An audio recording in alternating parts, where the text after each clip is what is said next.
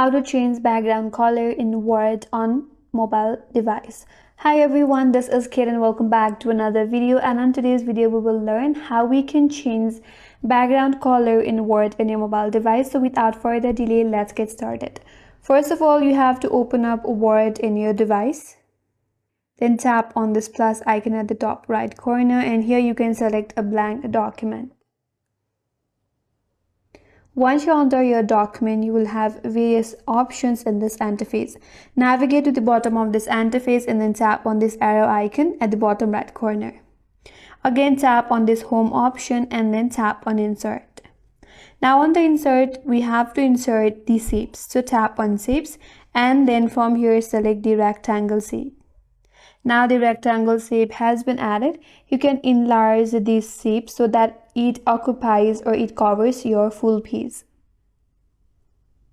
Once you're done with that, now to change this background color, tap on the fill option here and then tap on this arrow icon. Now from here you can select the background image. Make sure this shapes cover your whole piece.